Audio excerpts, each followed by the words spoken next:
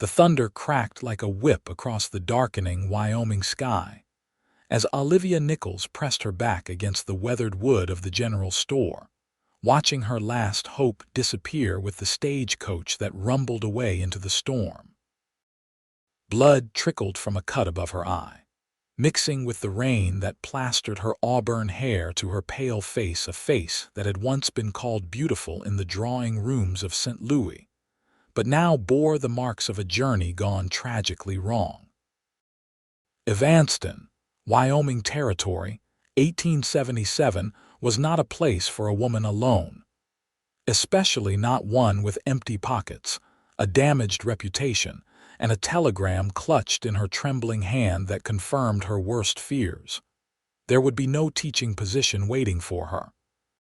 The school board had found someone more suitable weeks ago. The main street had emptied as the downpour intensified.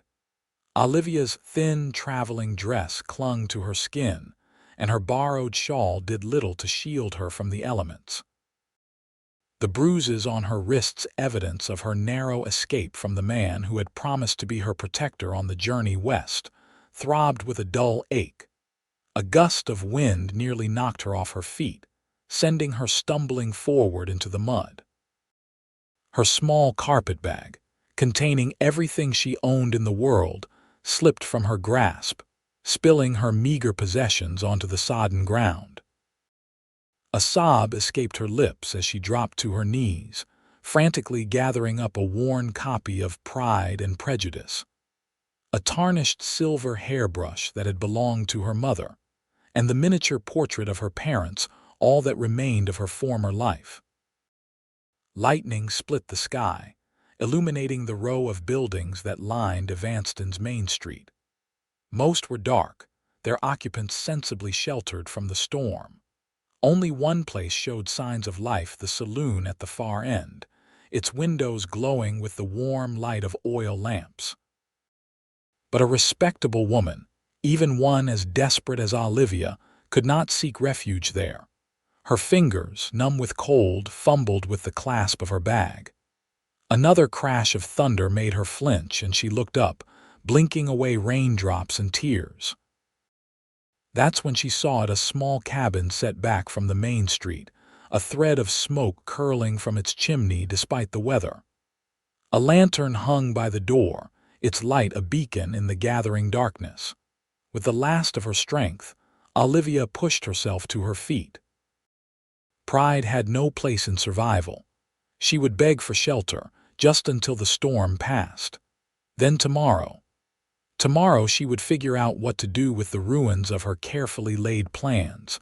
The path to the cabin was little more than a mud slick.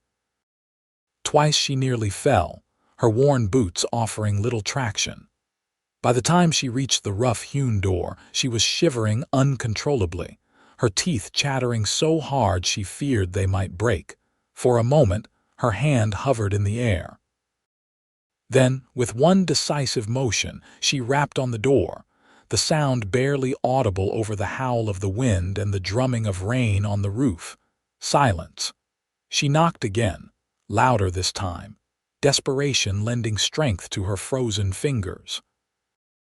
The door swung open without warning, and Olivia found herself staring up into the weathered face of a man tall, broad-shouldered, with eyes the color of a winter sky.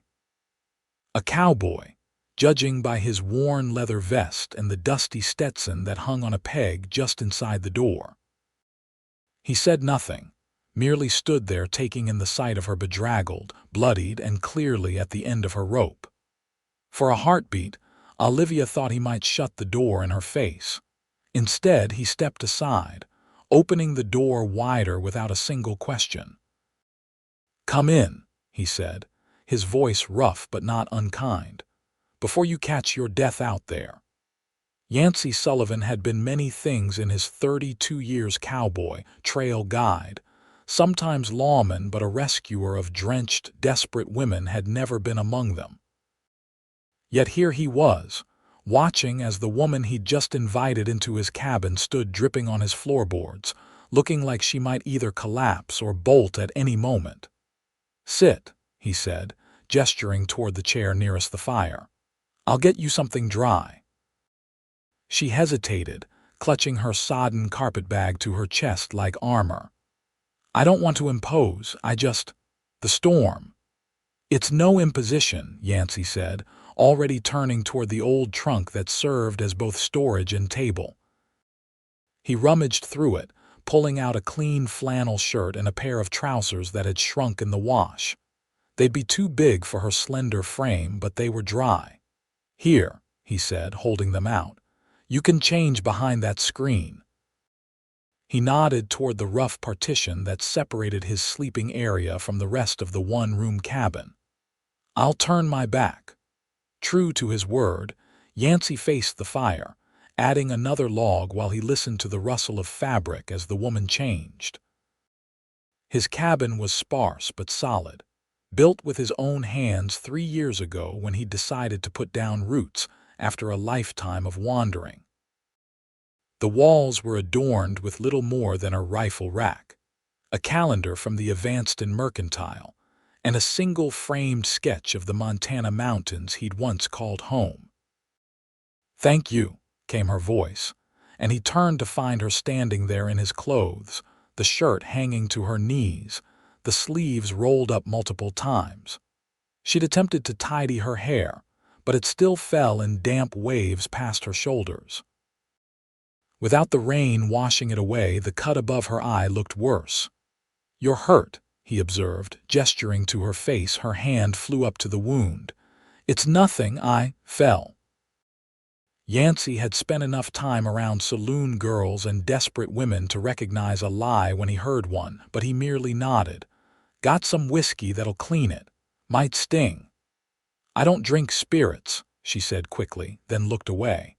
"But for medicinal purposes, I suppose." Yancy almost smiled at that. He poured a small amount of whiskey onto a reasonably clean cloth and held it out. When she reached for it, he noticed the bruising on her wrists. "Someone did that to you," he said, not a question. Color rose in her cheeks. "The man I was traveling with." "He had expectations I was unwilling to meet." Yancy's jaw tightened. "He in town?" "No, I left him at the last stop, Fort Bridger." She pressed the cloth to her forehead, wincing. "I paid extra for the stagecoach to bring me the rest of the way. And now I find myself in rather reduced circumstances," she admitted, with a ghost of dignity that impressed him despite the situation. "The teaching position I was promised has been filled by someone else." Yancy nodded slowly. "Teaching position." That explained the refined way she spoke, the book he'd glimpsed among her scattered possessions. "You got family back east?" "No one," she said, and the simple word held volumes. "My parents died of fever 2 years ago. The house had to be sold to pay their debts."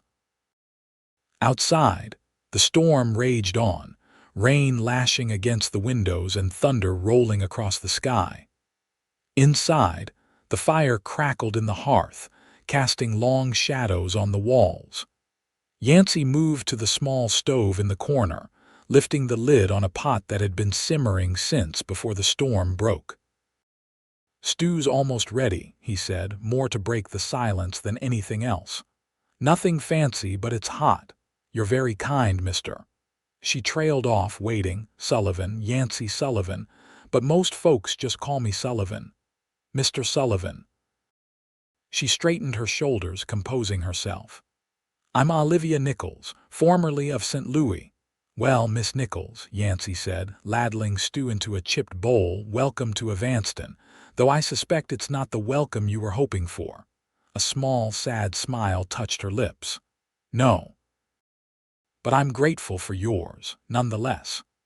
He handed her the bowl and a spoon, then served himself. They ate in silence for a few minutes, the only sounds the clink of spoons against bowls and the persistent drumming of rain on the roof. "It's good," Olivia said finally, setting down her empty bowl. "Thank you." Yancy nodded, studying her over the rim of his coffee cup. The food had brought some color back to her cheeks, but exhaustion was written in every line of her body. "You can take the bed," he said abruptly. "I'll sleep by the fire." Alarm flashed across her face.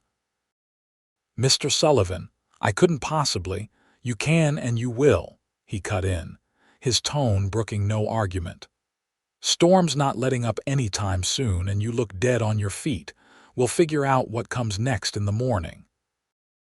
Olivia opened her mouth as if to protest, then seemed to think better of it. "Just for tonight," she conceded. "And I insist on taking the floor."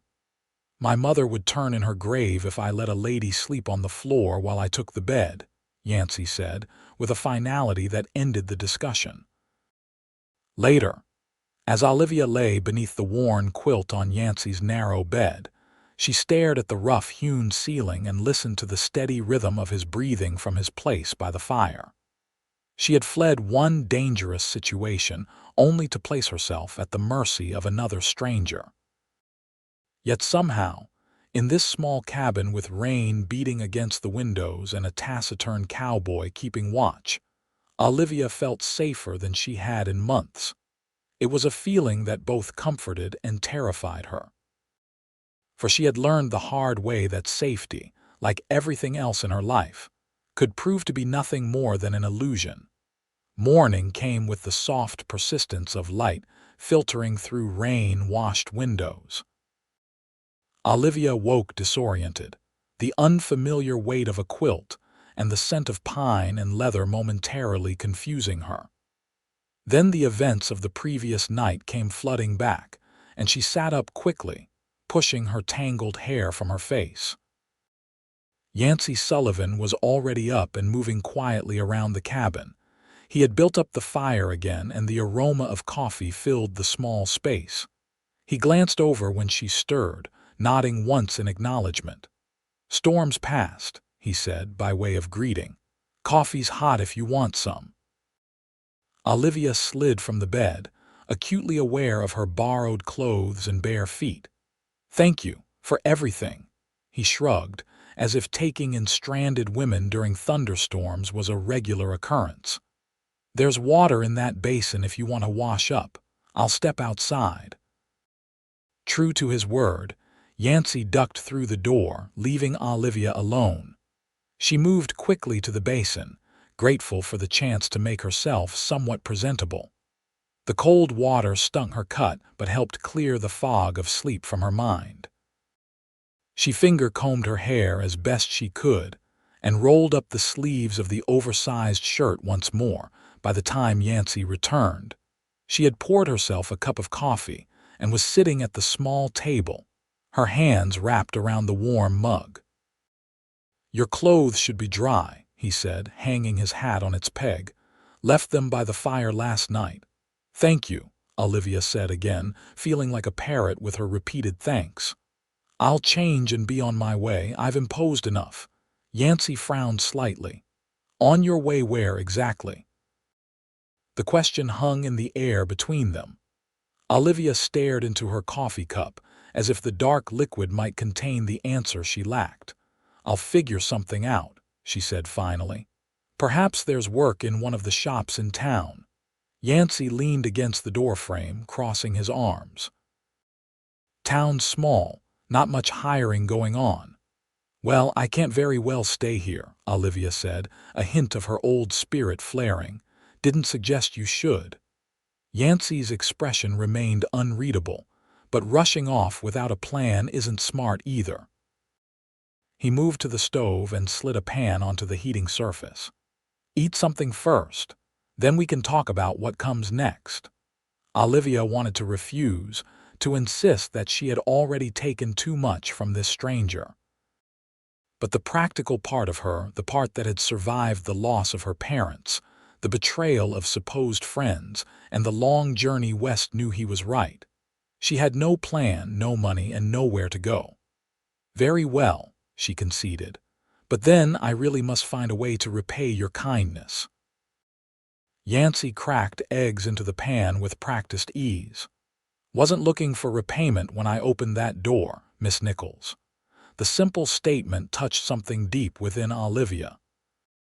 In a world that had consistently demanded payment for every kindness, Yancy Sullivan's matter-of-fact generosity was as unexpected as it was humbling. They ate breakfast in companionable silence, the only sound the scrape of forks against plates and the occasional call of a bird outside. When they finished, Olivia insisted on washing the dishes while Yancy stepped out to tend to his horse in the small lean-to stable attached to the cabin. She had just changed back into her own clothes, now dry, but still bearing the stains of her journey when a knock came at the door. Hesitating only a moment, Olivia opened it to find a woman in her 50s with iron-gray hair pulled back in a severe bun and sharp eyes that missed nothing. "Well," the woman said, taking in Olivia's appearance with undisguised interest. "You're not Sullivan." "No, Olivia began, but was cut off as the woman brushed past her into the cabin. "I'm Martha Holloway. I run the boarding house in town." She set a covered basket on the table. "Brought Sullivan some bread. Man can't bake to save his life." Her gaze swept over Olivia again, lingering on the cut above her eye. "And who might you be?" Before Olivia could respond, Yancy appeared in the doorway. "Mrs. Holloway," he said, nodding. "See, you've met Miss Nichols." "Haven't had the pleasure of a proper introduction, Mrs." Holloway said pointedly. "Olivia Nichols," Olivia supplied, extending her hand. "Mr. Sullivan was kind enough to offer shelter during the storm last night." "Was he now?" Mrs. Holloway's expression was unreadable as she shook Olivia's hand. "And what brings you to our little corner of Wyoming, Miss Nichols?" "I was to be the new teacher," Olivia explained, "but it seems the position has been filled." "Has it indeed?" Mrs. Holloway's eyebrows rose. "That's not what I heard at the meeting last week. Board's still looking, far as I know." Olivia frowned, pulling the crumpled telegram from her pocket. "But this says—" Mrs. Holloway scanned the paper, her lips thinning. "This was sent by Timothy Blackwell." She handed it back with a snort. "Man's not even on the school board anymore. Stepped down last month after that scandal with the banker's wife." Hope flickered in Olivia's chest, quickly followed by confusion. "Then why would he?" "Man's got a sister who fancies herself a teacher," Mrs. Holloway said grimly. "Been trying to get her the position for months. Board wasn't having it. Woman can barely spell her own name." She eyed Olivia speculatively. "You really are a teacher, then?" "I am," Olivia said, her voice strengthening. "I taught at the Willington Academy for Young Ladies in St. Louis for 3 years." "Well then, Mrs. Holloway said decisively, "you'd best come with me to meet the actual school board. They're gathering at the church this morning to discuss the fall term." Olivia looked from Mrs. Holloway to Yancy, who had been observing the exchange in silence. That would be wonderful." "Get your things then," Mrs. Holloway instructed. "My wagon's outside." As Olivia gathered her carpetbag, her mind raced with this unexpected turn of events. If there really was still a position available. "Thank you again, Mr. Sullivan," she said, turning to face the cowboy. "I don't know what would have happened if you hadn't opened your door last night." "Didn't do much," Yancy said with a shrug. "Just gave you a place to wait out the storm." Mrs. Holloway made a sound that might have been a suppressed laugh. "Sullivan's being modest. Man's pulled half the town out of one scrape or another over the years." She fixed him with a pointed look. "You coming to the meeting? Could use another voice of support." Yancy hesitated, then nodded. "Need to head into town anyway. Supplies running low." And so, less than an hour after waking in a stranger's cabin with no prospects and no hope, Olivia found herself seated in Martha Holloway's wagon, bumping along the muddy road into Evanston proper, with Yancy Sullivan riding alongside on a dappled gray mare. The town looked different in the clear light of morning, smaller than it had seemed through the curtain of rain, but more vibrant.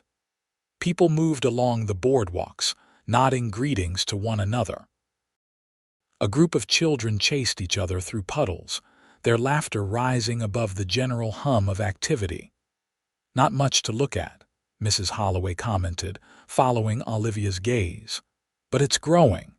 Railroad brought new folks, and the mines to the north keep bringing more. Which is why we need a proper teacher." She clicked her tongue, urging her horse forward. "School's been empty since old Miss Peterson retired last winter. Been making do with temporary arrangements, but the children need stability." "How many students would there be?" Olivia asked, mentally cataloging what teaching materials she had managed to bring with her. 20, give or take. Ages 6 to 16. Mrs. Holloway glanced sideways at her. "Think you can handle that range? I've taught mixed classes before," Olivia assured her. "At the orphanage in St. Louis, before the academy." They pulled up in front of a small white church with a modest steeple. Yancy dismounted and tied his horse to the hitching post, then came around to help first Mrs. Holloway, then Olivia down from the wagon.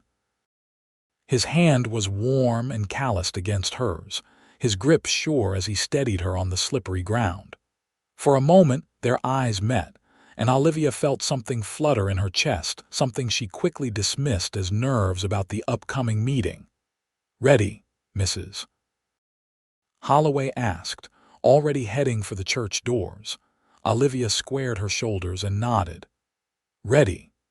Inside, 5 people, 3 men and 2 women, were seated in a loose circle of chairs at the front of the church. They looked up as Mrs. Holloway led Olivia and Yancy down the aisle. "Martha," one of the men greeted, rising, "didn't expect to see you this morning. And Sullivan, this must be important to get you into town before noon." "Important enough, Judge Wilson," Mrs. Holloway confirmed. "Seems Timothy Blackwell's been meddling again. Sent a false telegram to our new teacher here, telling her the position had been filled." The man identified as Judge Wilson frowned. "Blackwell has no authority to do any such thing." "Nevertheless, he did it," Mrs. Holloway said firmly, "and nearly cost us a qualified teacher. This is Miss Olivia Nichols, formerly of the Willington Academy in St. Louis." All eyes turned to Olivia, who fought the urge to smooth her travel-worn dress. "Good morning," she said, summoning the composure that had served her well in the Academy's drawing rooms. "I apologize for the confusion. I received this telegram upon my arrival yesterday." She handed the paper to Judge Wilson. He read it, his frown deepening. "This is outrageous. Rest assured, Miss Nichols, the school board made no such decision. In fact, we were just discussing the urgent need to fill the position before the fall term begins." "Miss Nichols also taught at an orphanage," Mrs. Holloway added. "So she has experience with children of various ages and backgrounds." Judge Wilson exchanged glances with the other board members. "Would you be willing to tell us a bit about your teaching philosophy, Miss Nichols?" For the next half hour, Olivia found herself engaged in a surprisingly thorough interview. She outlined her approach to education, answered questions about discipline and curriculum, and even discussed how she might adapt city teaching methods to suit the needs of a frontier town. Throughout it all, she was acutely aware of Yancy Sullivan standing quietly at the back of the church, his expression unreadable but his attention unwavering. Finally, Judge Wilson cleared his throat. "I believe I speak for all of us when I say that you appear to be exactly what Evanston needs, Miss Nichols. The position is yours if you want it." Relief washed over Olivia like a physical force. "I would be honored," she said, her voice steady despite the emotion threatening to overwhelm her. "Excellent," one of the women exclaimed. "The school term begins in 3 weeks. That should give you time to settle in and prepare." "About that," Mrs. Holloway interjected, "Miss Nichols will need lodging. The schoolhouse has that small apartment attached, but it needs work before it's habitable." "She can stay at my boarding house until the apartment is ready," Mrs. Holloway continued. At a reduced rate, of course, for the good of the children's education. The board will cover the cost, Judge Wilson decided. It's the least we can do after the confusion with Blackwell's telegram. And what about Blackwell? Yancy spoke for the first time, his deep voice carrying in the quiet church. Man can't go around impersonating the school board without consequences. Judge Wilson sighed. You're right, of course. I'll have a word with Timothy. This isn't the first time he's overstepped. He turned back to Olivia. I apologize for the trouble, Miss Nichols. Rest assured, nothing like this will happen again. As the meeting concluded, Olivia found herself surrounded by well-wishers, each board member eager to welcome her to Evanston and offer assistance. By the time they filed out of the church, her head was spinning with names, directions, and promises of baked goods to be delivered to Mrs. Holloway's boarding house. Outside, the sun had risen higher, turning puddles into mirrors that reflected the clear blue sky. Yancy stood by his horse, waiting. Looks like you found your place after all, he said as Olivia approached. Thanks to you and Mrs. Holloway, she replied. I don't know how to thank you properly. Yancy shifted, clearly uncomfortable with her gratitude. Didn't do anything special. You opened your door, Olivia said simply, when I had nowhere else to turn. Something passed across his face, a flicker of emotion quickly suppressed. Anyone would have done the same. No, Olivia said with quiet certainty. They wouldn't have. Mrs. Holloway bustled over before Yancy could respond. All settled then. You'll stay with me until the school apartment is habitable. She eyed Yancy speculatively. Sullivan here is handy with repairs. Perhaps he could help get the place ready. Yancy looked like he might refuse, but after a moment he nodded. Could take a look at it. Wonderful, Mrs. Holloway said, with a satisfaction that suggested she'd achieved exactly what she'd intended. Now, Miss Nichols, shall we go collect your things from Sullivan's cabin? I have everything with me, Olivia said, lifting her small carpetbag.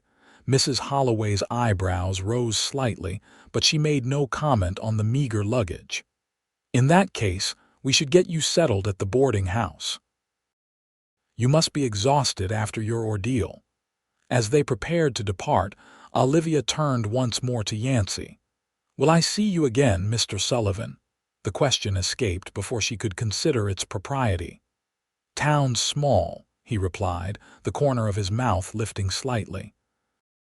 Hard not to run into people. It wasn't exactly a promise, but Olivia found herself smiling nonetheless. Until next time, then. As Mrs. Holloway's wagon pulled away, Olivia looked back to see Yancy Sullivan still standing there, watching her go. In the bright light of day, with the crisis of the previous night behind her, she could admit to herself that there was something compelling about the quiet cowboy who had offered shelter without questions. But such thoughts were foolish. She had come to Evanston to rebuild her life, to establish herself as a respectable teacher and put the hardships of the past behind her. Romance had no place in those plans, especially not with a man she barely knew. Still, as the wagon rounded a corner and Yancy disappeared from view, Olivia couldn't quite suppress the hope that their paths would indeed cross again. The next 3 weeks passed in a whirlwind of activity. Olivia quickly settled into a routine at Mrs. Holloway's boarding house, where she shared meals with the other boarders, a young telegraph operator, an elderly bookkeeper, and a widow who worked at the mercantile. Mrs. Holloway herself proved to be a fount of information about Evanston and its inhabitants, providing Olivia with a crash course in local politics, family connections, and unspoken social rules. The Wilsons have been here since before the railroad, Mrs. Holloway explained over breakfast one morning. Judge Wilson's father was one of the first settlers. They own half the good grazing land north of town. And the Blackwells? Olivia asked, Curious about the man who had nearly derailed her fresh start, Mrs. Holloway sniffed disapprovingly. Timothy Blackwell came out here 5 years ago, bought the saloon with money no one's quite sure how he acquired. Thinks it makes him important. His sister Violet arrived last year after some scandal back east, not that they'll admit that's why she came. I see, Olivia murmured, filing away the information. It was important to understand the dynamics of the town where she would be teaching. Most of Olivia's days were spent at the schoolhouse, taking inventory of supplies, developing lesson plans, and cleaning years of dust from the shelves and corners. The building itself was simple, but solid, one large room with rows of benches and desks, a pot-bellied stove in the center, and a small raised platform at the front where the teacher's desk stood. Windows along both sides provided ample light, and a bookshelf held a modest collection of worn textbooks and readers. The attached living quarters were less impressive. A single room with a narrow bed, a small table, and a cast-iron stove for cooking and heating. The roof leaked in 3 places. The window frames had warped, allowing drafts to whistle through, and the floorboards near the outer wall had begun to rot. True to his word, Yancy Sullivan appeared 3 days after Olivia's arrival in town, tools in hand and his expression as unreadable as ever. Mrs. Holloway said you might need some help, he said by way of greeting. Mr. Sullivan, Olivia said, unable to hide her pleasure at seeing him again. Yes, the apartment needs quite a bit of work before it's habitable, he nodded, already examining the leaking roof. Call me Yancy. Mr. Sullivan makes me look for my father. Yancy, then, Olivia said, testing the name, and you must call me Olivia. Over the next 2 weeks, Yancy became a regular presence at the schoolhouse. He replaced rotted floorboards, repaired the roof, resealed the windows, and built shelves for Olivia's few belongings. He worked quietly, efficiently, rarely initiating conversation but answering Olivia's questions without reservation. She learned that he had come to Wyoming after years of driving cattle north from Texas, that he had built his cabin on land won in a poker game, and that he occasionally worked as a guide for hunting parties or prospectors heading into the mountains. What he didn't share his past before becoming a cowboy, why he had chosen to settle in Evanston, whether there had ever been someone special in his life, Olivia didn't ask. She understood all too well the desire to leave certain parts of oneself unexamined. Instead, she told him about her plans for the school, her concerns about having enough materials for all the students, her ideas for adapting lessons to suit children of different ages and abilities. To her surprise, Yancy listened with genuine interest, occasionally offering practical suggestions based on his observations of the local children. Wilson's youngest can't sit still for more than a few minutes, he noted one afternoon as he hung the newly repaired door. Bright kid, but fidgety. Might do better if you give him things to do with his hands. How do you know so much about the children? Olivia asked, looking up from the reading list she was compiling. Yancy shrugged. Town's small, you notice things. It was a typical Yancy response, brief, matter of fact, and revealing less than it seemed to. Yet Olivia was beginning to read between the lines, to understand that his taciturn nature masked a keen intelligence and an observant mind. She was also becoming increasingly aware of him in other ways: the breadth of his shoulders as he lifted a beam into place, the grace with which he moved despite his size, the rare smile that transformed his weathered face when something amused him. These observations she kept strictly to herself, focusing instead on preparing for the school term. A week before classes were to begin, Yancy arrived at the schoolhouse with his wagon rather than on horseback. Thought you might want to see more of the area, he said, not quite meeting Olivia's eyes. "There's a spot by the river where the aspens are starting to turn. Good place for a picnic." The invitation was so unexpected that Olivia momentarily lost her ability to speak. "I. That would be lovely," she finally managed. And so, on a golden September afternoon, Olivia found herself seated beside Yancy on the wagon bench, heading out of town along a rutted trail that followed the curve of the river. She wore her best dress, a modest blue calico that Mrs. Holloway had helped her alter to fit better, and a straw bonnet to shield her face from the sun. "You've done wonders with the schoolhouse," she said as they left the last buildings behind. "I can't thank you enough." "Was nothing," Yancy said, his eyes on the trail ahead. "Place just needed some attention." "Well, it means everything to me," Olivia insisted, "to have a place of my own again." She trailed off, but Yancy nodded as if he understood what she hadn't said. Perhaps he did. There was something about him that suggested he too knew what it was to start over, to rebuild from nothing. The spot he had chosen for their picnic was even more beautiful than he had described. A small clearing amid a grove of aspens, their leaves just beginning to turn gold at the edges, with the river flowing clear and swift nearby. Wildflowers still bloomed in patches, adding splashes of purple and yellow to the scene. Yancy spread a blanket on the grass and produced a basket that Mrs. Holloway had prepared fried chicken, biscuits, apple pie, and a jar of lemonade. They ate in companionable silence, watching the play of light through the aspen leaves and listening to the gentle murmur of the river. "How did you find this place?" Olivia asked eventually. "Used to camp here sometimes before I built the cabin," Yancy replied. "Good fishing in the river, quiet." "It's beautiful," Olivia said softly. "Thank you for sharing it with me." Yancy glanced at her, then quickly away. "Thought you might need a break." "Been working hard getting ready for the school term." "I have," Olivia admitted. "But I'm excited too. It feels good to have a purpose again, to know that I'll be doing something meaningful." "Kids are lucky to have you as their teacher," Yancy said, with a sincerity that made Olivia's cheeks warm. "That remains to be seen," she demurred. "I'm sure teaching here will be quite different from my experience in St. Louis.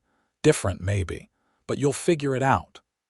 Yancy leaned back on his elbows, looking up at the patches of sky visible through the leaves. "You're not one to give up easy." The simple vote of confidence meant more to Olivia than elaborate praise would have. Coming from Yancy, who measured his words so carefully, it felt genuine in a way few compliments ever had. They stayed by the river until the afternoon light began to soften, talking more freely than they ever had before. Yancy spoke of his years on the cattle drives, the characters he'd met, the vast open spaces of the territories. Olivia shared stories of her students at the academy, her childhood in the quiet neighborhood where her father had practiced law, her dreams of someday writing a book of her own. Neither mentioned the darker parts of their pasts, the losses and betrayals that had shaped them. Yet those unspoken shadows seemed less threatening somehow, shared in the dappled light of the aspen grove. As they packed up to return to town, Yancy paused, looking out over the river. "School starts next week," he said, his tone carefully neutral. "Apartments ready now." "Yes," Olivia agreed. "I'll be moving in tomorrow. Won't be coming to town as much once winter sets in," Yancy continued. "Trail gets bad with snow." Olivia felt a pang of disappointment at the thought of seeing him less frequently. "I understand. You've already done so much more than I could have asked." Yancy turned to face her fully, his expression more open than she had ever seen it. "Wasn't doing it because I had to." The simple statement hung in the air between them, laden with meaning that Olivia both understood and feared to acknowledge. "Yancy, he shook his head. "Don't need to say anything, just wanted you to know." He hefted the picnic basket. Should get back before dark.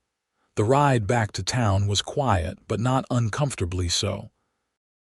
Olivia was acutely aware of Yancy beside her, of the occasional brush of his arm against hers when the wagon hit a rut, of the warmth that seemed to radiate from him in the cooling evening air. When they reached the boarding house, he helped her down from the wagon, his hands lingering at her waist a moment longer than strictly necessary. "Good night, Olivia." "Good night, Yancy," she replied softly, "and thank you for a lovely afternoon." He nodded once, then climbed back onto the wagon seat and drove away. Olivia watched until he turned the corner, then went inside, her mind swirling with emotions she had not expected to feel again, not after everything that had happened. Mrs. Holloway was waiting in the parlor, her knitting needles clicking steadily. "Have a nice time?" she asked, not looking up from her work. "Very nice," Olivia said, unable to keep a smile from her face. "The aspens are beginning to turn. It's beautiful by the river." Mrs. Holloway said, a world of meaning in the simple sound. "Sullivan knows all the best spots. Man spends more time in those hills than in town." "He mentioned he won't come to town much once winter sets in," Olivia said, trying to sound casual. Mrs. Holloway's needles paused. "Did he now? Interesting." She resumed her knitting with renewed vigor. "Well, winter's still a ways off, and Sullivan seems to have found reason to visit town more often these past few weeks."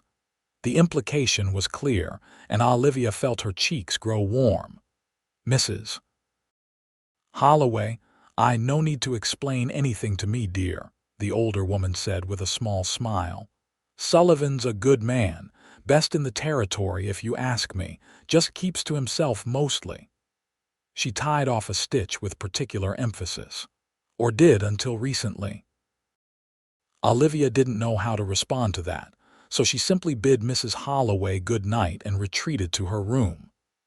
As she prepared for bed, she found her thoughts returning again and again to the afternoon by the river, to Yancy's quiet declaration, "Wasn't doing it because I had to." What did it mean? What did she want it to mean?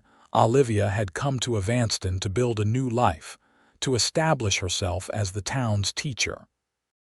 Romance had been the furthest thing from her mind, especially after her disastrous experience with Edward Harrington, the man who had promised to be her protector on the journey west, only to reveal his true, unsavory intentions when they were far from St. Louis. Yet here she was, lying awake thinking of a cowboy with winter blue eyes and hands that could be gentle despite their strength. A man who had opened his door to a desperate stranger and asked nothing in return. A man who listened when she spoke and saw her not as she had been, but as she was now. It was foolish, Olivia told herself firmly. They barely knew each other. The school term was about to begin, demanding all her attention and energy. And Yancy himself had said he wouldn't be coming to town much once the snow began. Still, as sleep finally claimed her, Olivia couldn't help but hope that winter would be late in coming to Evanston this year. The first day of school dawned clear and cool, with just enough crispness in the air to hint at the changing season. Olivia had spent her first night in the newly repaired apartment and woken early, both nervous and excited about meeting her students. She had arranged the schoolroom carefully, placing the youngest children at desks near the front where she could give them more attention, with the older students toward the back. Books and slates had been distributed according to age and ability, and a new American flag donated by Judge Wilson hung proudly beside the blackboard. As the appointed hour approached, Olivia stood on the schoolhouse steps, watching the children arrive. Some came alone, others in groups of siblings, a few accompanied by parents eager to meet the new teacher. By the time the small bell above the schoolhouse door rang to signal the start of the day, 22 students had assembled more than expected, ranging in age from 5 to 17. "Good morning," Olivia said, stepping to the front of the room once everyone was seated. "I am Miss Nichols, and I am honored to be your teacher." From that moment, the day passed in a blur of introductions, assessments, and establishing routines. Olivia quickly identified her brightest students, her troublemakers, and those who would need extra help. She set the older children to work on arithmetic, while she helped the youngest learn their letters, moving between groups with growing confidence as the morning progressed. Judge Wilson's son, Matthew, did indeed struggle to sit still, but Olivia found that allowing him to stand at his desk while working helped channel his restless energy. Young Sarah Miller barely spoke above a whisper, but showed remarkable ability with numbers. The Cooper twins finished each other's sentences and seemed to communicate without words, while 16-year-old James Turner watched everything with skeptical eyes, clearly testing whether this new teacher would earn his respect. By the end of the day, Olivia was exhausted but exhilarated. The children had been mostly well-behaved, eager to impress their new teacher, and she had established herself as both kind and firm, a balance she knew would be essential in the weeks to come. As the last student departed, Olivia stood on the schoolhouse steps, watching them scatter toward their homes. She was about to turn back inside when she noticed a familiar figure leaning against a tree across the road, Yancy Sullivan, observing from a distance. When he saw her looking, he straightened and approached, his hat in his hands. "Looks like it went well," he said, nodding toward the departing children. "Better than I expected," Olivia admitted, unable to suppress her smile. "They're bright, most of them, eager to learn." "Told you you'd do fine," Yancy said, with the barest hint of smugness. Olivia laughed. "Yes, you did.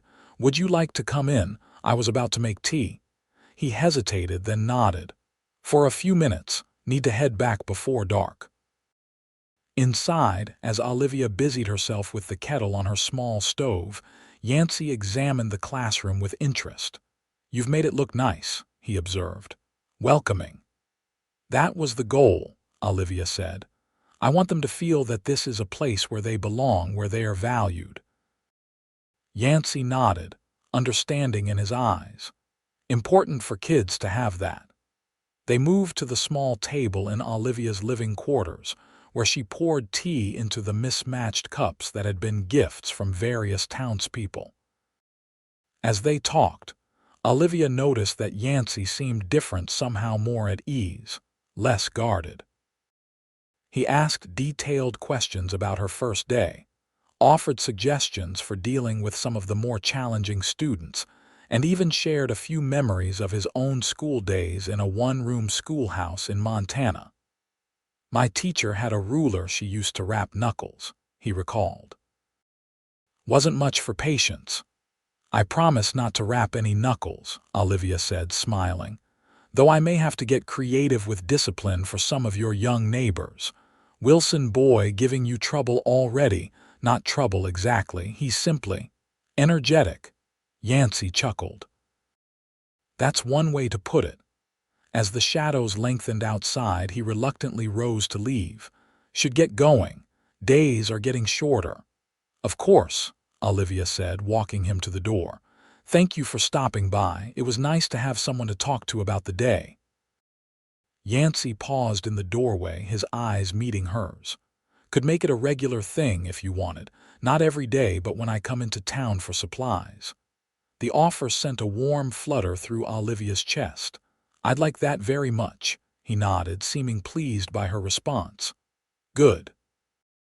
He settled his hat on his head. "Good night, Olivia." "Good night, Yancy." As she watched him walk away, Olivia found herself looking forward to his next visit with an eagerness that both thrilled and terrified her. This was not part of her carefully laid plans for her new life in Evanston, this growing attachment to a man she had known for barely a month. Yet plans, she was beginning to realize, had a way of changing when one least expected it. Sometimes for the worse, as she had learned on the journey west. But sometimes, perhaps, for the better, the weeks that followed settled into a rhythm. Olivia's days were filled with teaching, preparing lessons, and gradually becoming part of the Evanston community. She joined the church choir, attended socials at the homes of her students' parents, and began a weekly reading circle for the town's women that met in the schoolhouse on Saturday afternoons. True to his word, Yancy appeared in town every week or so, always finding his way to the schoolhouse in the late afternoon. Sometimes, he brought small gifts, a jar of honey from wild bees, a particularly beautiful stone he'd found by the river, once even a book of poetry he'd traded for in a neighboring town, because he thought Olivia might enjoy it. They would share tea, talk about the happenings in town and at the school, occasionally take walks along the river if the weather was fine. Yancy never presumed more than friendship, and Olivia never offered more. Yet there was a growing understanding between them, a connection that deepened with each meeting. October brought the first frost, painting the surrounding hills in brilliant oranges and reds. Olivia led her students on nature walks to collect leaves for pressing, taught them songs about the harvest, and began preparations for the town's Thanksgiving celebration. It was during one such preparation that trouble finally found her. Olivia was at the mercantile, purchasing supplies for the Thanksgiving decorations her students would make, when a man she recognized as Timothy Blackwell entered the store. He was tall, expensively dressed, with a waxed mustache and the florid complexion of someone who enjoyed his whiskey. He spotted Olivia immediately and made his way toward her, a smile that didn't reach his eyes fixed on his face. "Miss Nichols, I presume," he said, doffing his hat with exaggerated courtesy. "How remiss of me not to have introduced myself sooner. Timothy Blackwell, at your service." Olivia inclined her head slightly, keeping her expression neutral. "Mr. Blackwell, I understand there was some confusion regarding your position here," he continued, his tone solicitous but with an undercurrent of something less pleasant. "A misunderstanding about a telegram, most unfortunate." "Indeed," Olivia said coolly. "Though it seems to have worked out for the best, the children are making excellent progress." Blackwell's smile tightened. "Yes, I'm sure they are. My sister Violet has always had a particular interest in education. Perhaps you might consider taking her on as an assistant. She has so much to offer." "The school board has not mentioned any need for an assistant," Olivia replied. "But if they feel one is necessary, I'm sure they'll make the appropriate arrangements." "The board," Blackwell said dismissively. "A collection of well-meaning but provincial minds. They lack vision for what Evanston could become." He stepped closer, lowering his voice. "You seem like an intelligent woman, Miss Nichols, someone who understands the value of beneficial arrangements." The implication was clear, and Olivia felt a chill that had nothing to do with the autumn air. "I believe my only arrangement is with the school board, Mr. Blackwell. Now, if you'll excuse me, I have supplies to purchase." She turned away, but Blackwell caught her arm, his fingers digging into her flesh. "You might want to reconsider, Miss Nichols. Evanston can be a welcoming town for those who understand how things work, or it can be quite inhospitable." Before Olivia could respond, a new voice cut through the tension. "Everything all right here?" Yancy Sullivan stood a few feet away, his posture relaxed but his eyes hard as he looked at Blackwell's hand on Olivia's arm. Blackwell released her immediately, his smile returning though it didn't reach his eyes. "Sullivan, just introducing myself to our new teacher." He turned back to Olivia, tipping his hat. "Think about what I said, Miss Nichols. Good day." As Blackwell strode from the store, Olivia let out a breath she hadn't realized she was holding. "You all right?" Yancy asked quietly. "Yes," Olivia said, though her heart was still racing. "He was just making suggestions about the school." Yancy's expression indicated he didn't believe that was all, but he didn't press. "Man's trouble has been since he arrived." "So I'm beginning to understand," Olivia murmured. "Thank you for intervening." Yancy nodded, then gestured to her basket. "Need help with anything else?" Grateful for the change of subject, Olivia showed him the list of supplies she still needed. Together, they completed her shopping, Yancy carrying the heavier items as they walked back to the schoolhouse in the golden afternoon light. Neither mentioned Blackwell again, but Olivia noticed that Yancy walked her all the way to her door rather than saying goodbye at the schoolhouse gate as he usually did. As she watched him stride back toward the livery where he'd left his horse, she couldn't help but feel a surge of gratitude for his quiet, steadfast presence in her life. That evening, as Olivia prepared her lessons for the next day, a knock came at her door. Expecting it might be Mrs. Holloway with one of her frequent deliveries of baked goods. Olivia opened it without hesitation, only to find Violet Blackwell standing on her threshold. She recognized the woman from church, though they had never been formally introduced. Violet was perhaps 30, with pale blonde hair arranged in an elaborate style that seemed out of place in Evanston, and a pinched expression that suggested perpetual dissatisfaction. "Miss Nichols," she said, her voice high and brittle. "I believe my brother spoke with you earlier today." "He did," Olivia confirmed, wary but unwilling to be rude. "Would you like to come in, Miss Blackwell?" Violet stepped inside, her eyes darting around the modest apartment with poorly concealed disdain. "How quaint! I suppose it serves for a single woman." Olivia bit back a sharp reply. "It suits me well enough. Now, what can I do for you?" "My brother tells me you were unreceptive to his suggestion that I assist with the school," Violet said, getting straight to the point. "I thought perhaps if we spoke directly, woman to woman, you might reconsider." "Miss Blackwell, I have no authority to hire an assistant," Olivia explained patiently. "That decision rests with the school board." "The board," Violet said with a dismissive wave eerily similar to her brother's. "They'll agree to whatever Timothy wants eventually. He has ways of being persuasive." The implied threat was clear, and Olivia felt her patience wearing thin. "If the board decides an assistant is necessary, I will of course abide by their decision. Until then, I'm managing quite well on my own." Violet's expression hardened. "You're making a mistake, Miss Nichols. My brother is not someone to cross, nor am I." She moved toward the door, then paused. "I understand you've been spending a great deal of time with that Cowboy Sullivan. Is it a man with his background would not benefit from additional scrutiny?"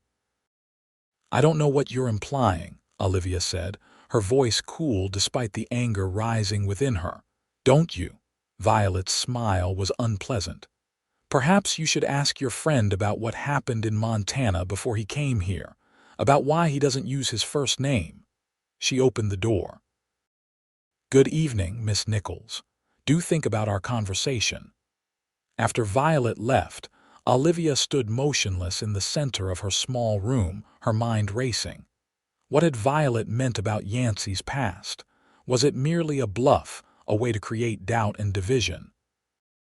Or was there something Yancy hadn't told her, something that might explain his solitary nature, his reluctance to speak of his life before Wyoming?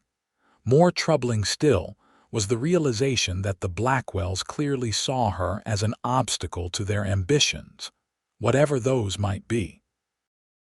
Olivia had faced opposition before the trustees at the academy who had questioned her methods, the parents who had doubted a young woman's ability to maintain discipline, but never anything that felt so personal, so potentially dangerous. That night, sleep eluded Olivia. She lay awake, listening to the wind rattling the newly repaired windows, and wondered what storms might be gathering on the horizon. The following day brought no respite from her worries. As Olivia dismissed her students for lunch, she noticed a group of men gathered outside the schoolhouse, Timothy Blackwell at their center.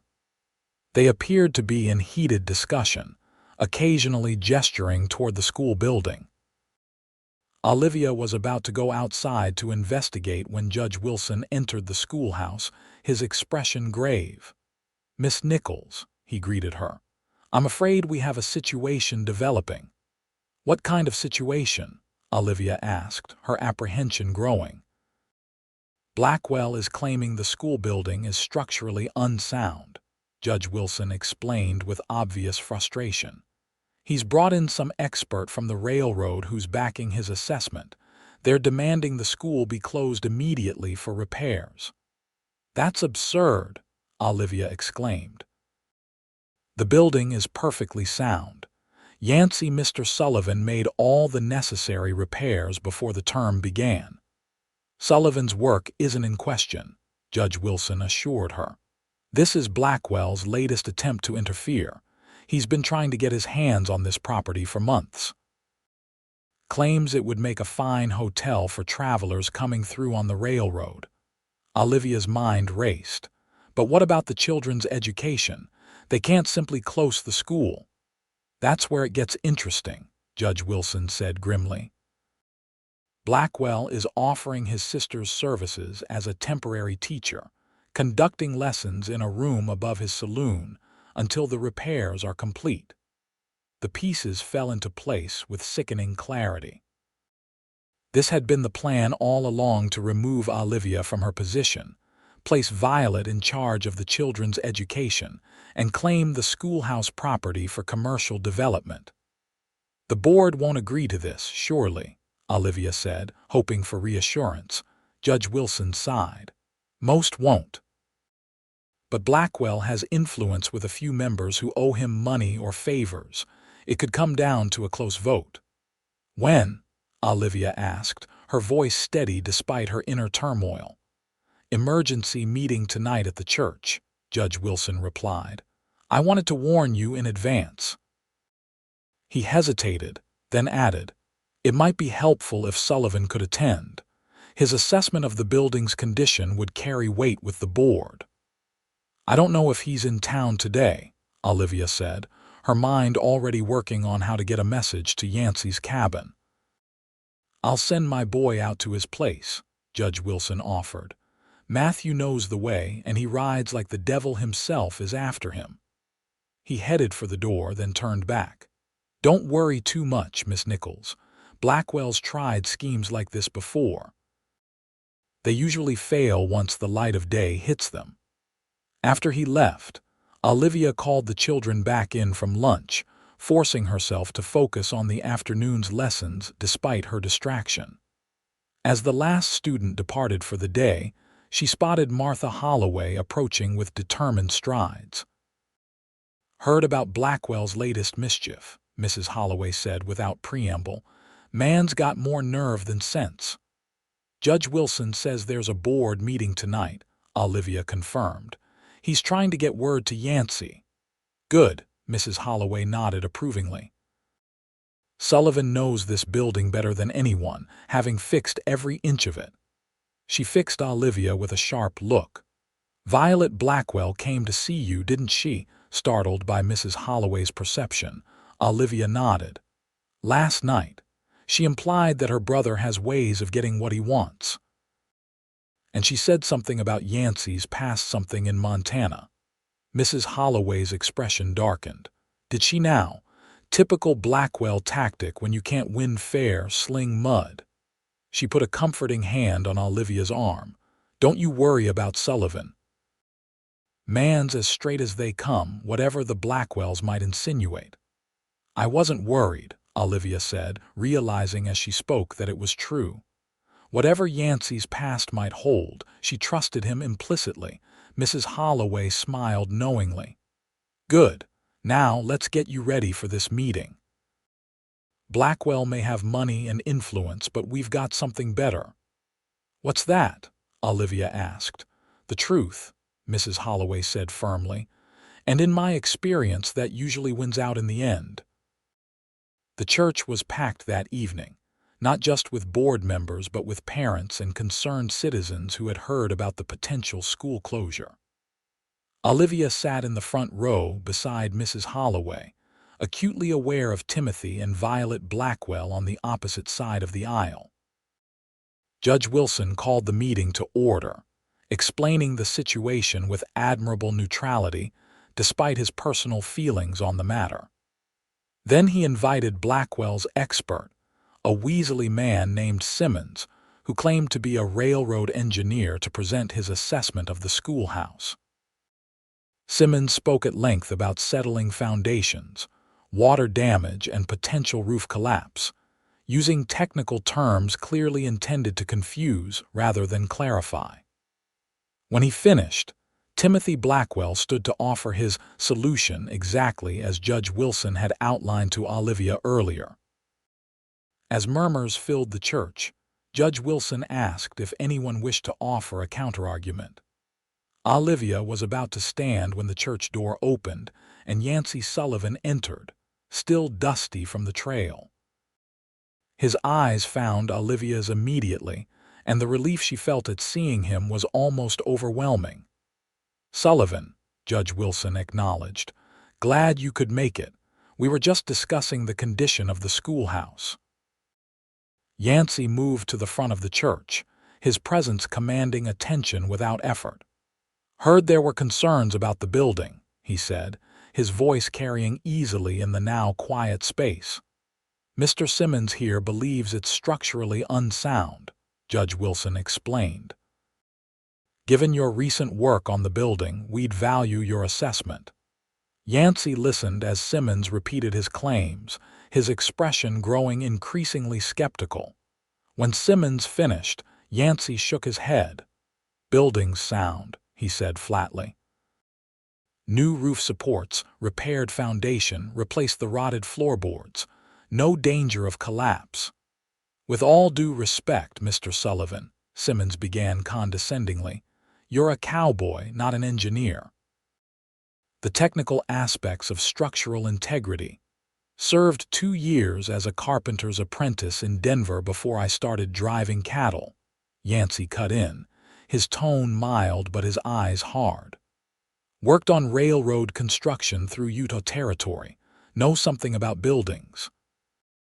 A ripple of surprise went through the crowd. It was more information about Yancy's past than most had ever heard him share.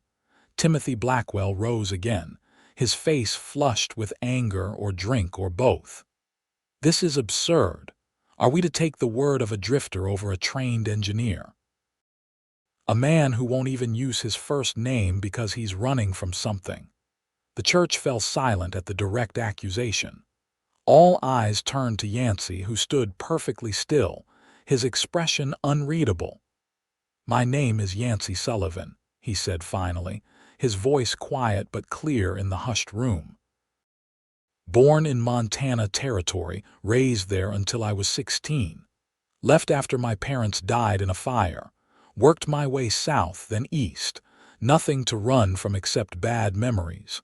He turned to face Blackwell directly. "Can't say the same for everyone in this room." The implied challenge hung in the air. For a moment, Blackwell seemed about to respond in kind, but then Judge Wilson stepped between them. "I think we've heard enough personal history," he said firmly. "The question before us is simple. Is the schoolhouse safe for our children or not?" One by one, board members began to ask questions, practical, specific questions that Simmons struggled to answer convincingly, while Yancy responded with clear, detailed information about the repairs he had made. As the discussion continued, it became increasingly apparent that Blackwell's claims were baseless, motivated by his desire for the property rather than genuine concern for safety. Finally, Judge Wilson called for a vote. The result was decisive, 8-2 in favor of keeping the school open, with only Blackwell's known allies voting against. As the meeting broke up, Olivia made her way through the crowd to where Yancy stood talking with Judge Wilson. When the judge moved away to speak with other board members, Yancy turned to her, a question in his eyes. "I never doubted you," Olivia said softly, answering the unspoken concern. Not for a moment. Something in Yancy's expression eased, a tension she hadn't fully registered until it was gone. "Thought Blackwell might have told you things." "His sister tried," Olivia admitted. "But I know who you are, Yancy Sullivan. I've known since that first night in your cabin." A small smile touched his lips. "Have you now?" "Yes," Olivia said simply. "I have." They stood there, surrounded by the dispersing crowd, yet somehow alone in their shared understanding. Then Mrs. Holloway appeared at Olivia's elbow, a satisfied expression on her face. "Well, that's Blackwell put in his place for now," she declared. "Though I doubt he'll give up entirely." She glanced between Olivia and Yancy, her shrewd eyes missing nothing. "Sullivan, you look like you could use a hot meal and some coffee. Why don't you walk Miss Nichols back to her place? I sent over a chicken pie this morning that should reheat nicely." Without waiting for a response, she patted Olivia's arm and bustled away, leaving them alone again. "Mrs. Holloway is not subtle," Olivia said with a small laugh. "Never has been," Yancy agreed. "But she's usually right." He offered his arm. "Shall we?" In Olivia's small apartment, they shared the chicken pie and talked about the meeting, about Blackwell's schemes, about the town's reaction.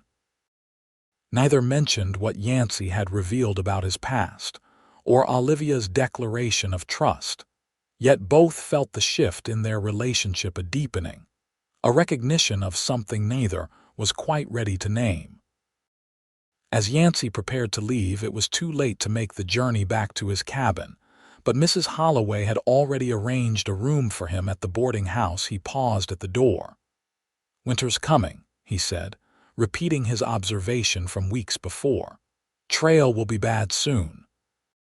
This time, Olivia had a different response. "Perhaps you should consider staying in town more often then. I hear Mrs. Holloway always has a room available." Yancy studied her face, searching for something. Whatever he found there made him smile, a real smile that transformed his features and warmed his eyes. Might just do that. As she watched him walk away through the gathering darkness, Olivia felt a certainty settle over her like a comfortable blanket. Whatever challenges lay ahead from the Blackwells, or the coming winter or life itself, she would not face them alone. November brought the first snowfall, dusting Evanston in white and filling the air with the excited chatter of children eager for sledding and snowball fights. Olivia found herself busier than ever, preparing her students for their Christmas recital while continuing to navigate the complex social dynamics of the small town. Timothy Blackwell had retreated after his failed attempt to close the school, but Olivia remained wary, suspecting he was merely regrouping for another assault. His sister Violet had taken to attending church services more regularly, positioning herself near the front where she could fix Olivia with cold, evaluating stares throughout the sermon. Yet these concerns faded to the background whenever Yancy was present. True to his word, he had begun staying in town more frequently as the weather turned, taking odd jobs around Evanston and helping with repairs at the church and other buildings.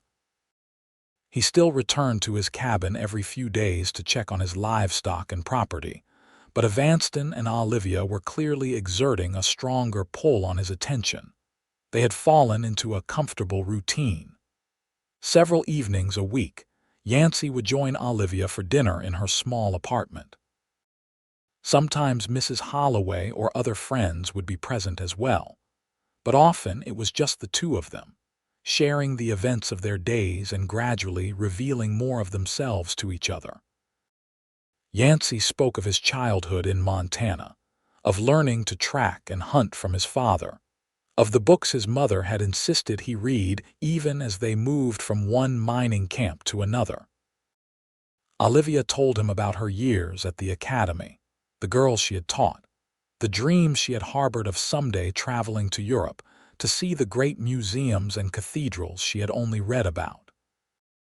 Neither pushed for more than the other was ready to give, yet each sensed the growing attachment between them, a bond that strengthened with every conversation, every shared meal, every walk through the snow-covered streets of Evanston. It was during one such walk, a week before Christmas, that they encountered Timothy Blackwell outside his saloon. He was clearly intoxicated, his face flushed as he held court with a group of rough-looking men Olivia didn't recognize, likely passengers from the latest train, stopping overnight before continuing their journey. Blackwell spotted them immediately, his expression darkening. "Well, if it isn't our esteemed teacher and her pet Cowboy," he called, loud enough for everyone nearby to hear. Yancy tensed beside Olivia, but she placed a restraining hand on his arm. "It's not worth it," she murmured. "Listen to your woman, Sullivan," Blackwell taunted. "She knows what's good for you better than you do." One of the strangers laughed, and Blackwell, encouraged, continued his performance. "Did she tell you she came west with another man, shared his compartment all the way from St. Louis? Wonder what happened to him?" Olivia felt the blood drain from her face. How could Blackwell know about Edward Harrington? Yancy's voice was dangerously quiet when he spoke. "That's enough, Blackwell." "Or what?" Blackwell sneered. "You'll shoot me like you did that man in Montana." The accusation hung in the frosty air. Olivia felt Yancy go completely still beside her, his face expressionless but his eyes blazing with a cold fury that momentarily frightened her. "Go home, Blackwell," Yancy said, each word precise and measured. "Before you say something you'll regret." For a moment it seemed Blackwell might push further. Then, perhaps sensing the danger in Yancy's controlled rage, he shrugged elaborately. "Just making conversation. No harm in that, is there?" He turned back to his companions, dismissing Yancy and Olivia with a wave. "Come inside, gentlemen. First rounds on the house." As the men filed into the saloon, Yancy and Olivia stood frozen on the snowy street. Finally, Yancy looked down at her, his expression guarded. "We should get you home," he said, his voice carefully neutral.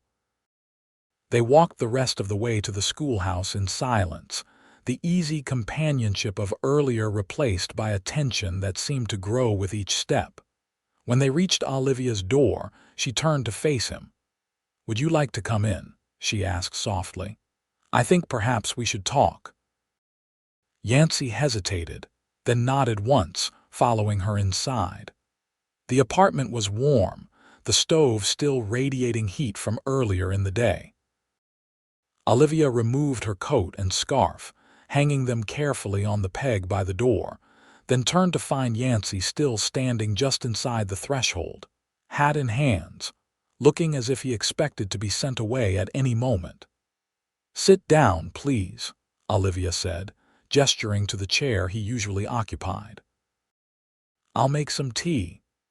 As she busied herself with the kettle and cups, she could feel Yancy watching her, waiting. Finally, when they were both seated at the small table, steaming cups before them, Olivia broke the silence. "Blackwell was trying to cause trouble," she said. "To drive a wedge between us." "Yes," Yancy agreed, his eyes on his tea. "What he said about me about coming west with another man, it's true in a way," Olivia continued, her heart pounding but her voice steady. "His name was Edward Harrington. He was a friend of my father's, or so I thought. After my parents died and I lost my position at the academy, he offered to escort me west, said he had business in California and would see me safely to Wyoming on the way." She took a deep breath. "I was naive. I believed him when he said his interest was merely protective, paternal." Yancy's gaze lifted to her face, his expression unreadable. What happened? He revealed his true intentions in Fort Bridger, Olivia said, the words coming more easily now that she had begun. He'd been drinking, and I suppose he thought I'd be grateful enough for his protection to submit to his advances. Her hand unconsciously went to the faded bruise on her wrist. When I refused, he became violent.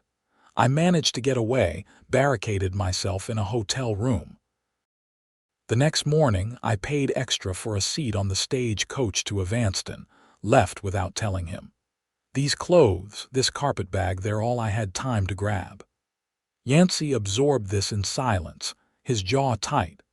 Then, slowly, he reached across the table and covered her hand with his own.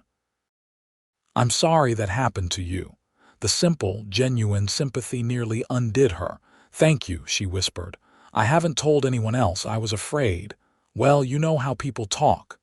Your reputation, Yancy said, understanding immediately. You were protecting it. Yes. Olivia looked directly into his eyes. Now tell me about Montana. Yancy withdrew his hand, sitting back in his chair. For a long moment she thought he might refuse, might get up and walk out the door and never return. Then he began to speak, his voice low and measured. I was 19, he said, working as a trail guide for hunting parties. There was a man, Marshall was his name, who hired me to take him into the mountains. Said he was looking for gold, but that wasn't all he was after. Yancy paused, his eyes distant with memory. Third night out, I caught him going through my things.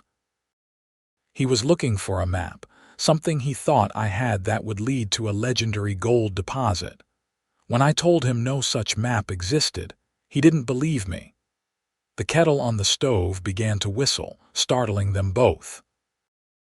Olivia rose to remove it from the heat, then returned to the table, waiting for Yancy to continue. He pulled a gun, Yancy said finally.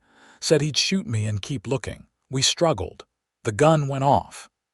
He met Olivia's gaze unflinchingly. I didn't mean to kill him, but I didn't mourn him either. Self-defense, Olivia said softly. That's what the circuit judge ruled when I brought the body back, Yancy agreed. But mud sticks. People started calling me Killer Sullivan behind my back. Nothing I could prove in court, but enough to make life difficult. So I left. Headed south, then east. Changed to using my first name instead of my last, but kept the Sullivan since it's common enough. And that's why you settled here, away from town? Olivia asked, beginning to understand his solitary nature. Yancy nodded. Fresh start. No one knew the story and I didn't share it. A wry smile touched his lips. Until now. How did Blackwell find out? Man has connections on the railroad. Probably had someone check my background when I opposed his schemes. Yancy's expression hardened. What I want to know is how he learned about your situation. Olivia frowned, considering. Harrington must have followed me to Evanston. Perhaps he's been in contact with Blackwell. Possible, Yancy agreed grimly. Blackwell's the type to use any leverage he can find. They sat in silence for a moment, each processing the revelations of the evening. Then Olivia reached across the table, taking Yancy's hand in a deliberate mirror of his earlier gesture. Thank you for telling me, she said. It changes nothing about how I see you. Yancy's eyes searched her face, looking for any sign of doubt or fear. Finding none, he turned his hand to clasp hers more firmly. Nor does your past change how I see you. The simple exchange felt momentous, as if they had crossed some invisible threshold together. Olivia was acutely aware of the warmth of Yancy's hand around hers, of the steady rhythm of his breathing, of the way the lamplight caught in his eyes. It's getting late, Yancy said finally, though he made no move to release her hand.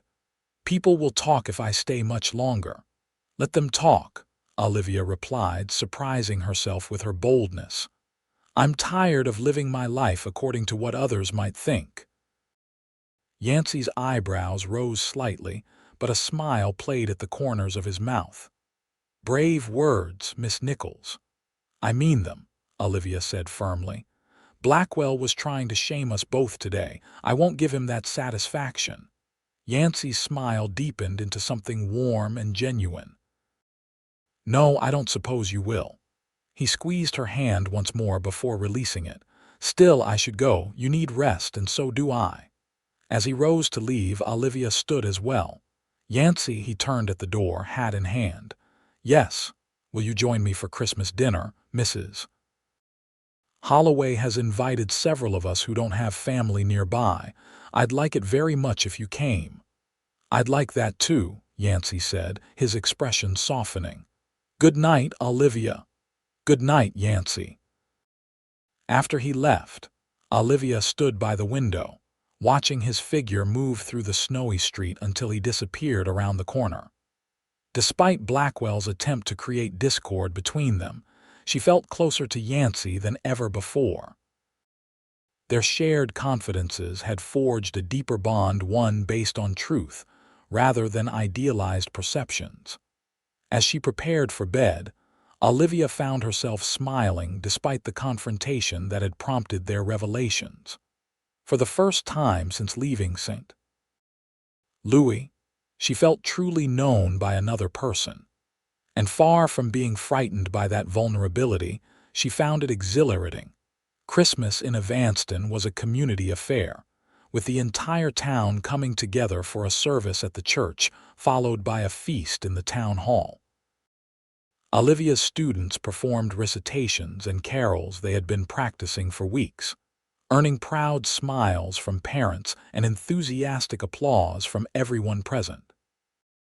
Yancy attended both the service and the feast, sitting beside Olivia with a quiet attentiveness that did not go unnoticed by the townspeople. Mrs. Holloway beamed approvingly whenever she glanced their way, while Judge Wilson gave Yancy a subtle nod of approval. Even some of Blackwell's usual allies seemed to accept Yancy's presence at Olivia's side as natural and right. Timothy and Violet Blackwell were conspicuously absent from the celebrations, having departed on the morning train for a holiday visit to Denver, or so they claimed. Olivia suspected they had simply recognized that their standing in the community had been damaged by the failed attempt to close the school, and were retreating temporarily to regroup. The days between Christmas and New Year's passed in a pleasant blur of social calls, sledding expeditions with her students, and quiet evenings with Yancy. Though they had shared no formal declaration of affection, their growing closeness was evident to anyone who saw them together.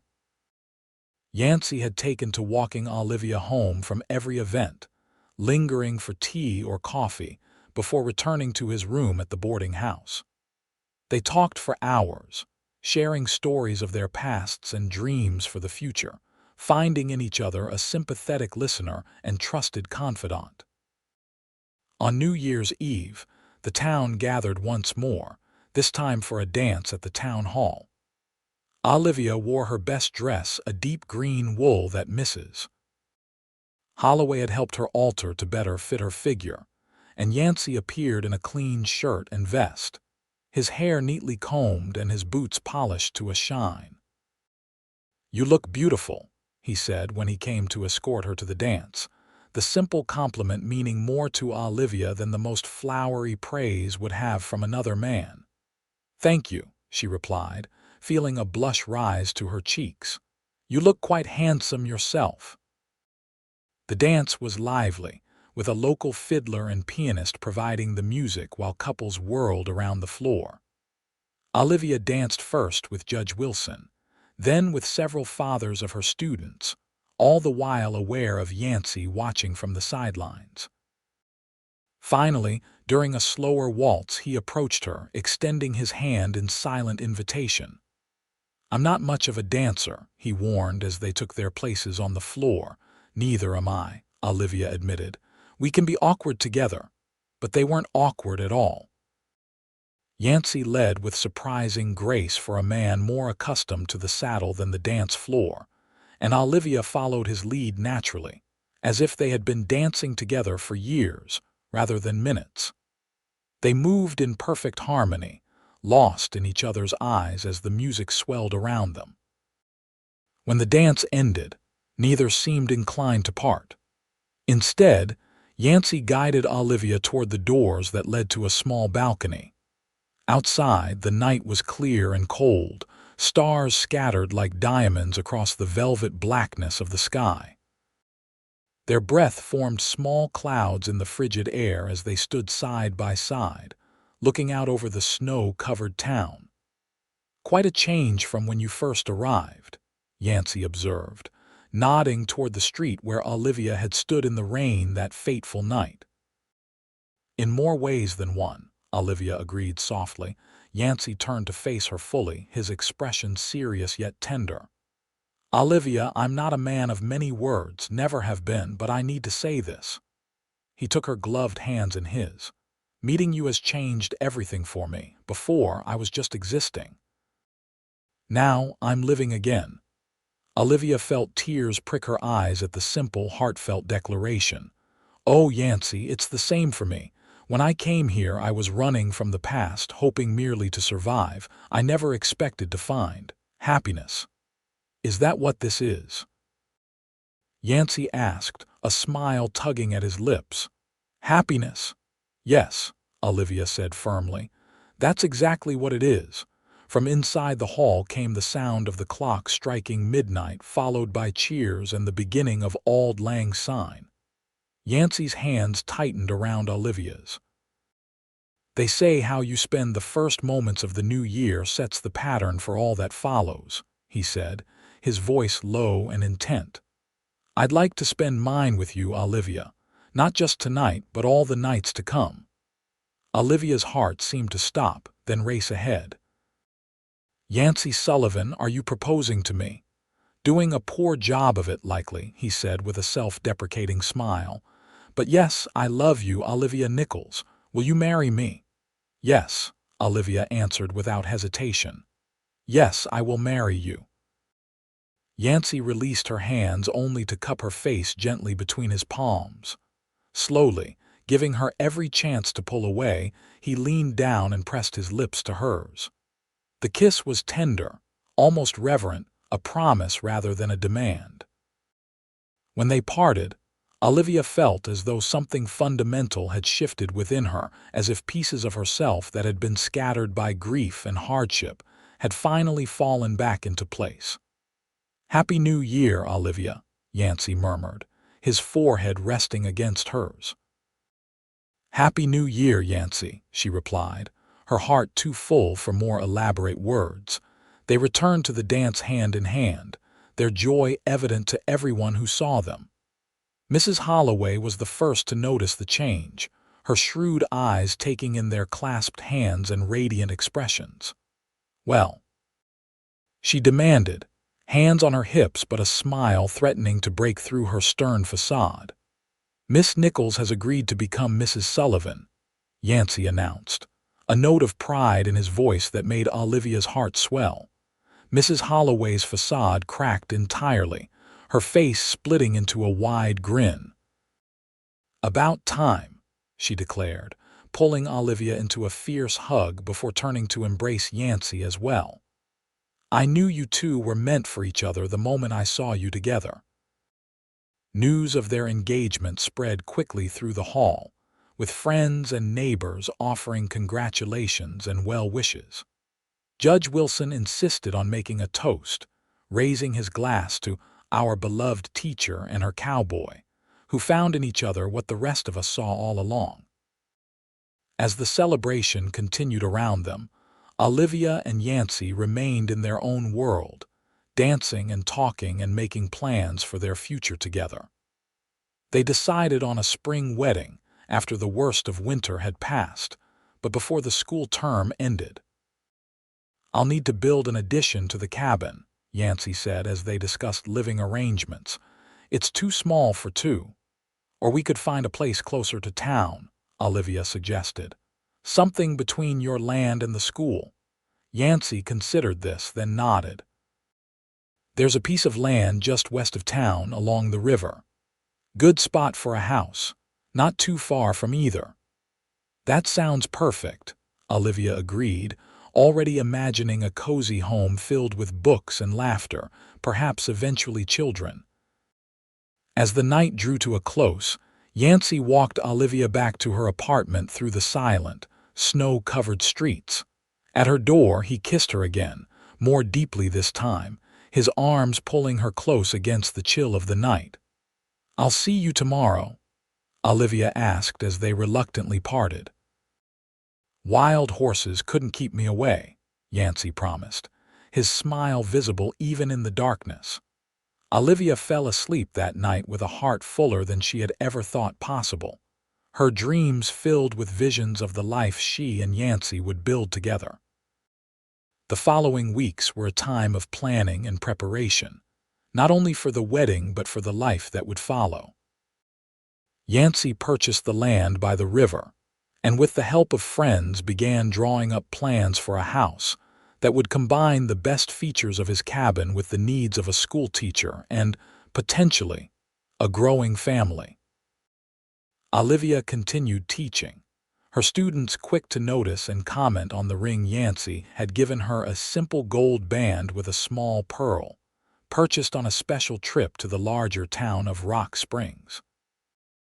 The children were universally delighted by the news, particularly when Yancy began appearing at the schoolhouse to help with repairs and improvements, often staying to listen as Olivia read to her students at the end of the day.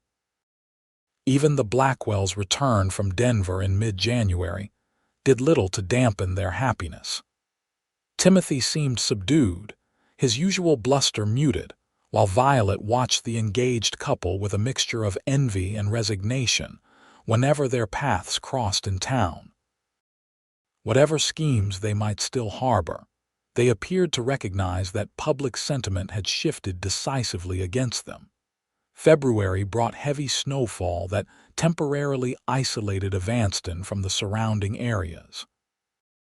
The railroad tracks were blocked for nearly a week, and travel by horse or wagon became nearly impossible as drifts piled high along the roads. Yancy moved back into Mrs. Holloway's boarding house full-time, unable to reach his cabin until the worst of the storm passed.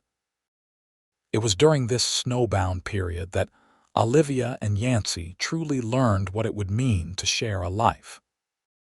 They spent their days in the community service, Yancy clearing paths and chopping firewood for those who couldn't do it themselves, Olivia organizing activities for children who couldn't attend school due to the weather. Their evenings were spent planning their future, playing chess by the fire in Mrs. Holloway's parlor, or simply talking for hours about everything and nothing.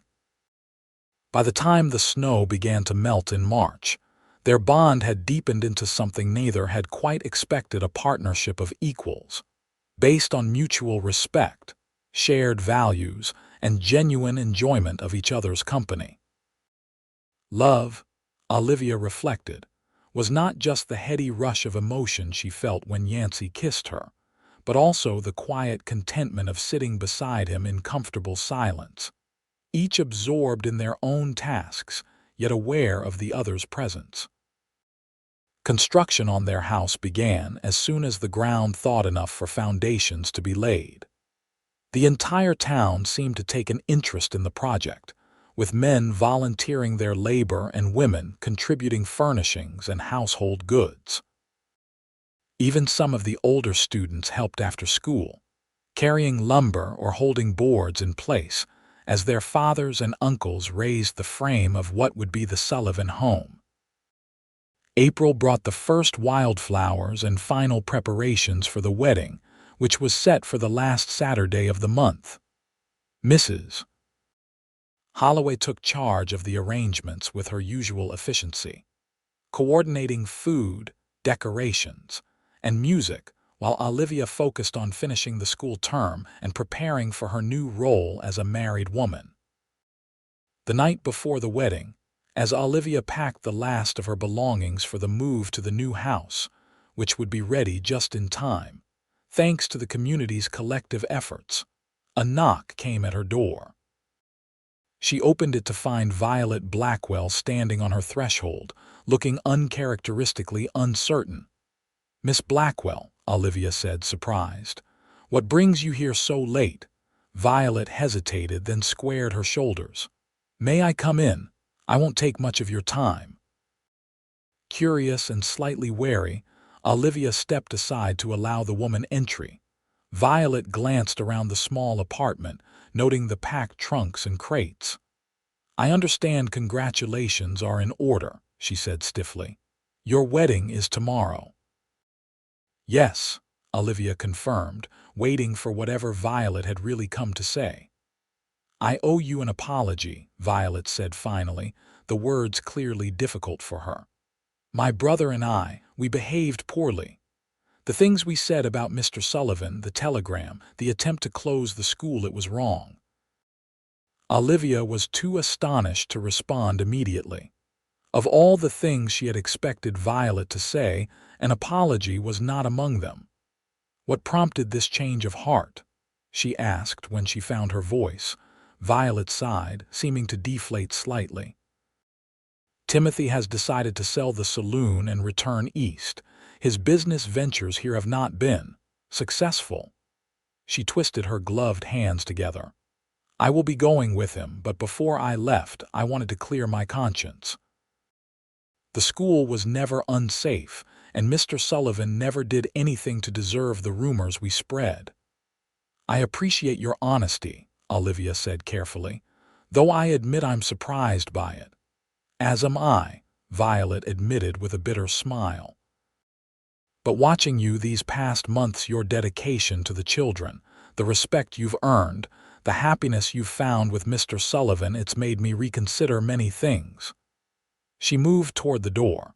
"That's all I came to say. I wish you well, Miss Nichols. Truly."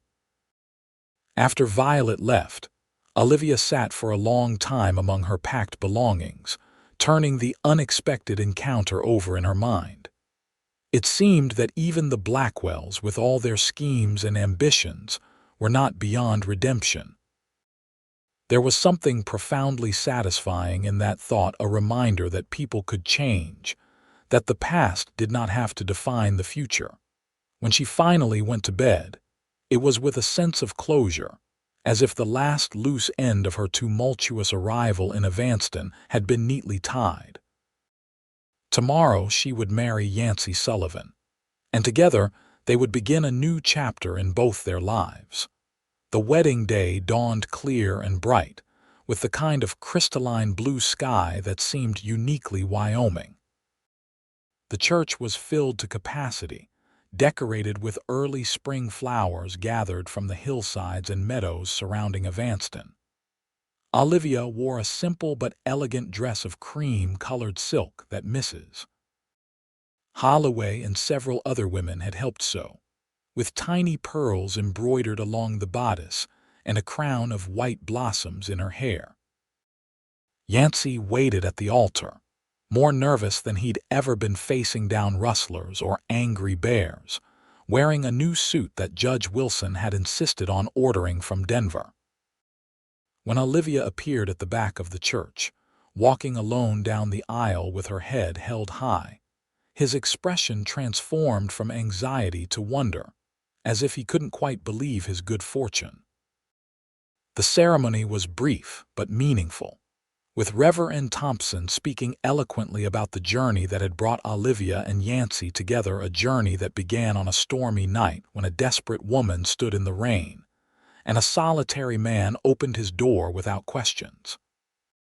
"Sometimes," the Reverend said, looking out over the congregation, "God's greatest gifts come to us in moments of our deepest need." What appeared to be misfortune for Miss Nichols, the loss of her expected position, the storm that left her stranded, was in fact the hand of Providence, guiding her to where she truly belonged. As Olivia and Yancy exchanged their vows, promising to love and cherish each other through all the seasons of life, there wasn't a dry eye in the church. Even the most stoic of the cowboys and miners, who had come to wish them well, found themselves blinking back tears at the evident joy on the faces of the bride and groom. The celebration that followed lasted well into the evening, with music and dancing and more food than the entire town could possibly consume. When Yancy and Olivia finally departed for their new home, they did so amid cheers and well wishes, rice showering down upon them as they climbed into the wagon that would carry them the short distance to the house by the river.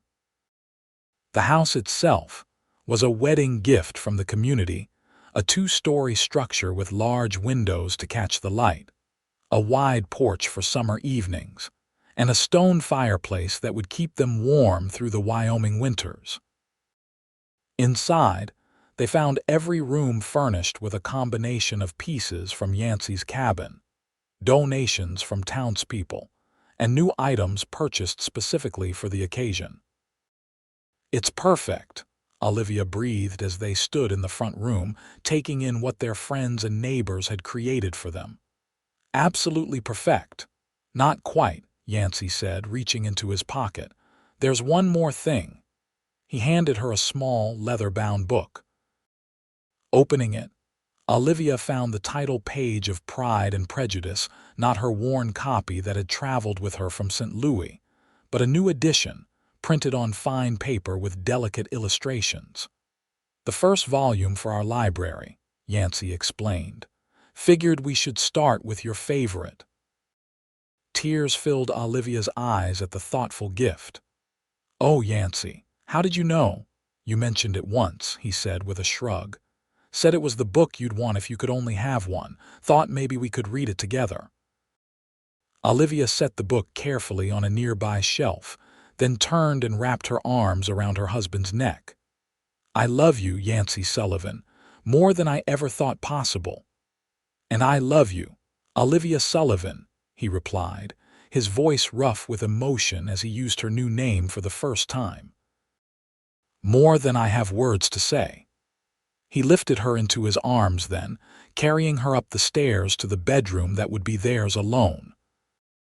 As he set her gently on the quilt-covered bed, Olivia knew with absolute certainty that this was where she belonged, not just in this house or this town, but in the arms of this good, honorable man who had opened his door to her on that stormy night and, in doing so, had opened his heart as well. 5 years later, Olivia stood on the porch of their house by the river, watching as Yancy taught their 4-year-old son, James, to fish from the bank. Beside her, 2-year-old Emma played contentedly with a wooden horse Yancy had carved for her, her dark curls so like her father's glinting in the summer sunlight. Evanston had grown in the years since Olivia's arrival, the railroad bringing new families and businesses to the once small town.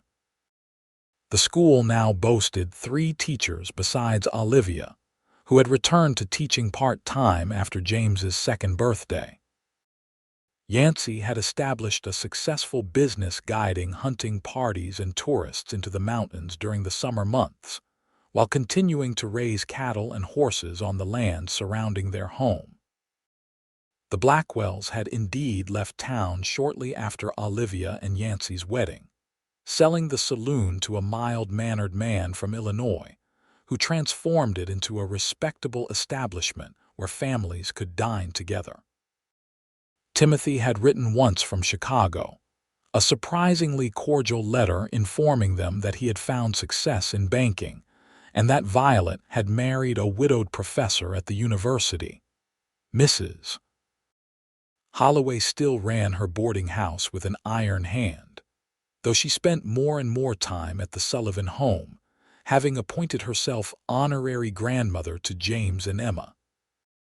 Judge Wilson had retired but remained active in town affairs, often stopping by to debate politics with Yancy or discuss literature with Olivia.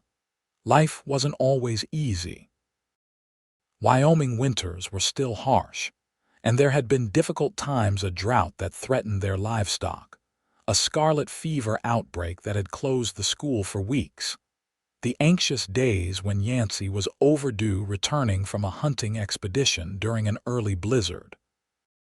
But through it all, Olivia and Yancy had faced each challenge together, their partnership growing stronger with each passing season. As the sun began to set behind the distant mountains, Yancy and James made their way back to the house, a string of small fish proudly displayed by the young boy who had his mother's auburn hair and his father's quiet determination. "Look, Mama," James called excitedly. "I caught 3 all by myself." "Wonderful, sweetheart," Olivia called back. "We'll have them for supper." Yancy reached the porch and leaned down to kiss Olivia, one arm around her waist while the other scooped up Emma, who squealed with delight at being lifted high. "How are my girls?" he asked, the smile that had once been rare now a familiar presence on his face. "Very well," Olivia replied, her free hand resting on the slight swell of her belly where their third child was beginning to make its presence known. "Though I think this little one is going to be as active as his brother." "Or her sister," Yancy countered with a grin. "Either way, another Sullivan to raise right." As they went inside together, their children chattering about the day's adventures, Olivia felt the same rush of gratitude that often overtook her in quiet moments. From the desperate young woman standing in the rain with nowhere to turn, she had become a wife, mother, respected teacher, and integral part of a community that had embraced her as one of their own. And it had all begun with a single act of kindness. A door opened without questions on a stormy night, offering shelter not just from the rain but from the hardships of a world that could be cruel to those alone and unprotected. In that moment of simple humanity, the seeds of love had been planted, growing steadily into the rich, full life she now led. Later that night, as the children slept, and Yancy read aloud from the latest book they had added to their ever-growing library, Olivia leaned against his shoulder and thought about how far they had come, and all the journey still ahead. There would be more challenges, more joys, more growth and change as their family expanded and their roots advanced and deepened. But whatever the future held, they would face it together, the teacher and her cowboy, bound by a love that had begun in the most unlikely of circumstances, and flourished into something stronger and more enduring than either could have imagined on that rain-soaked night when their paths first crossed. "What are you thinking about?" Yancy asked, noticing her contemplative expression. Olivia smiled, taking his hand and placing it over her heart. "I'm thinking about how sometimes the end of one road is just the beginning of another, better one, and how grateful I am that my road led me to you." Yancy set the book aside and drew her close, his eyes reflecting the same deep contentment she felt within herself.